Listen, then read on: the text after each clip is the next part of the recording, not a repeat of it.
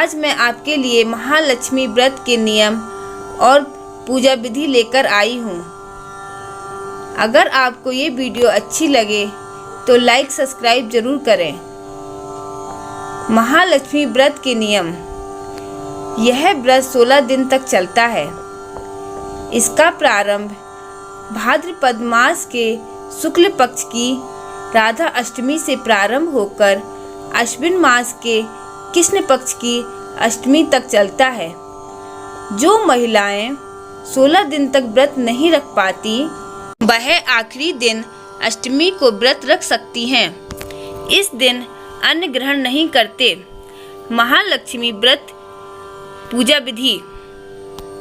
महालक्ष्मी पूजा नियम में सर्वप्रथम नदी में नहाते समय 16 बार डुबकी लगाने का रिवाज है। अगर ये ना हो सके तो घर पर स्नान कर सकते हैं। पूजा स्थल पर सफाई कर पाटे पर लाल रंग का कपड़ा बिछाएं। उस पर जल से भरा कलश रखें। फिर हल्दी से कमल बनाकर माता लक्ष्मी की मूर्ति स्थापित करें। अगर लक्ष्मी माता की हाथी पर बैठी हुई मूर्ति हो तो और भी अच्छा है, या हाथी को मिट्टी से बनाकर या फिर बाजार से खरीदकर उसको आभूषण से सजाएं। माता की मूर्ति के समक्ष घर के आभूषण भी पूजा में रख लें। कमल के फूल और आम के पत्तों से माता की मूर्ति सजा लें। अब सबसे पहले गणेश जी का ध्यान कर दूबा अर्पित करें। फिर लक्ष्मी माता को पुष्पमाला, अक्षत, चंदन चढ़ाएं। दीप जलाकर माता का ध्यान करें और मिठाई और फल चढ़ाएं। पूजा के समय धागे को हल्दी से रंगकर उसमें 16 गांठ लगाकर रक्षा सूत्र अपने हाथ में बांध लें। इसके अलावा बुंदेलखंड क्षेत्र में एक विशेष प्रकार की मिठाई बेसन और गुड़ से बनाकर चढ़ाते हैं। इस मिठाई का नाम यहाँ 16-17 कहते हैं। दूसरा नाम सुरा भी कहा जाता है। फिर 16 बार इस मंत्र का जाप करते हैं। आमोती दामोती पोला पलपाटी गांव नगर से बम्बन गए, इससे कहते उससे सुनते, सुनो माँ लक्ष्मी 16 बोल की एक कहानी।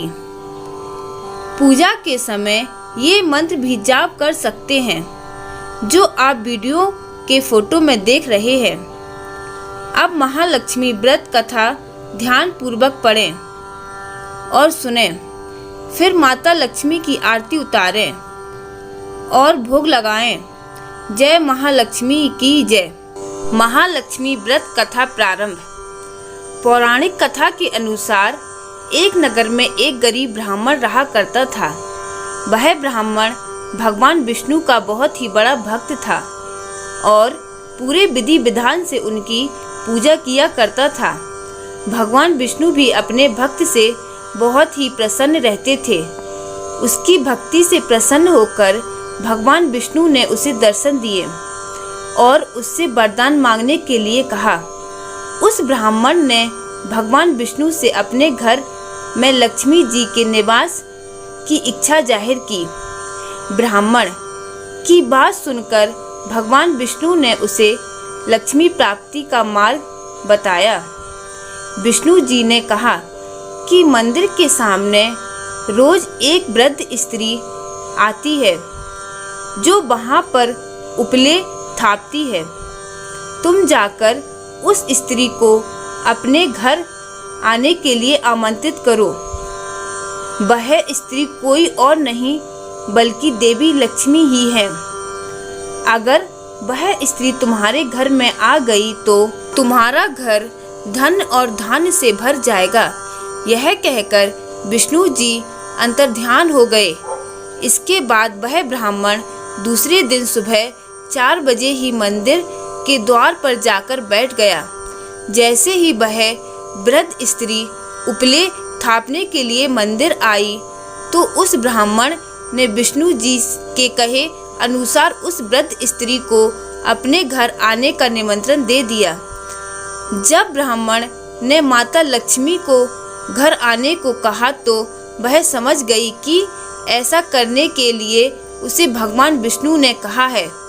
इसके बाद लक्ष्मी जी ने कहा कि तुम महालक्ष्मी व्रत करो। यह व्रत 16 दिनों तक किया जाता है और इसमें 16 रातों तक चंद्रमा को अर्घ्य दिया जाता है। ऐसा करने से तुम्हारी इच्छा जल्द ही पूर्ण हो जाएगी। उस ब्राह्मण ने माता लक्ष्मी के कहे अनुसार महालक्ष्मी व्रत किया और उत्तर दिशा में मुख करके लक्ष्मी जी को पुकारा। इसके बाद लक्ष्मी जी ने भी अपना वचन पूर्ण किया। जय माता लक्ष्मी की जय। महालक्ष्मी व्रत की दूसरी कथा।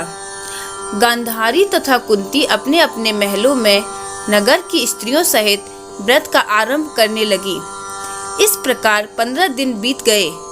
16वें दिन आश्विन कृष्ण अष्टमी के दिन गांधारी ने नगर की सभी प्रतिष्ठित महिलाओं को पूजन के लिए अपने महल में बुलवा लिया।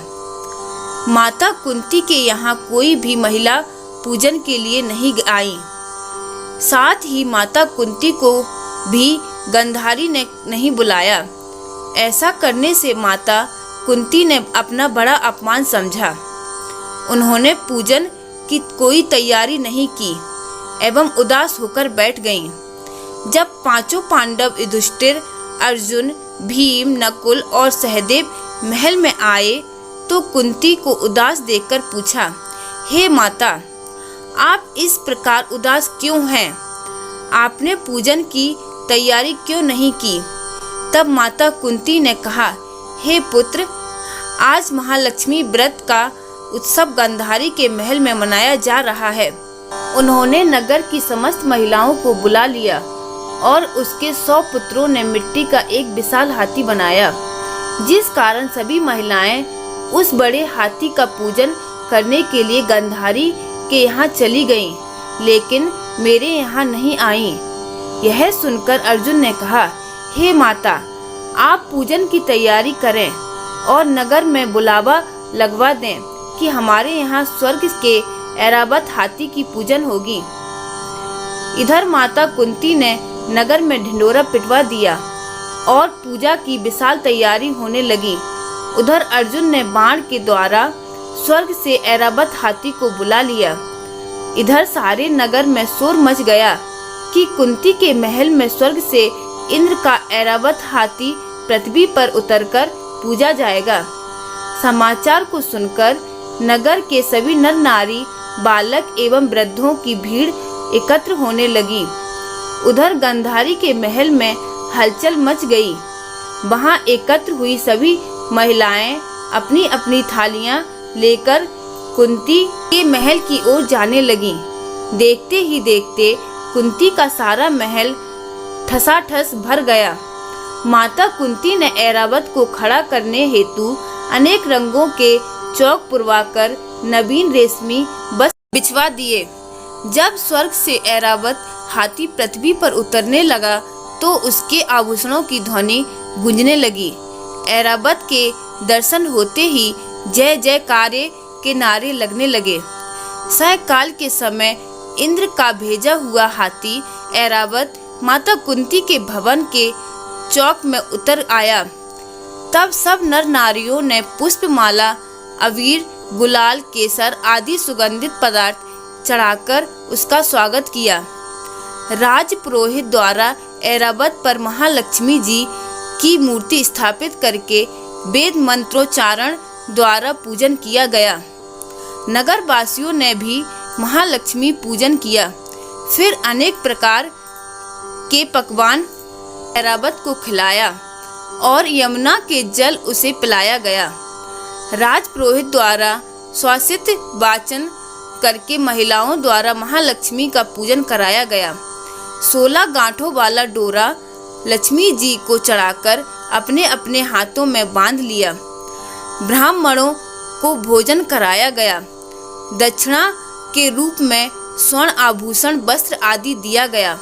तत्पश्चात महिलाओं ने मिलकर मधुर संगीत लहरियों के साथ भजन कीर्तन कर संपूर्ण रात्रि महालक्ष्मी व्रत का जागरण किया। दूसरे दिन प्रातः राज पुरोहित द्वारा वेद मंत्रोच्चार के साथ जलाशय में महालक्ष्मी जी की मूर्ति का विसर्जन किया गया। फिर ऐरावत को विदा कर इंद्रलोक को भेज दिया। इस प्रकार जो स्त्रियां श्री महालक्ष्मी जी का विधि पूर्वक व्रत एवं पूजन करती हैं, उनके घर धन धान्य से पूर्ण रहते हैं तथा उनके घर में महालक्ष्मी जी सदा निवास करती हैं। जय बोलो लक्ष्मी माता की जय।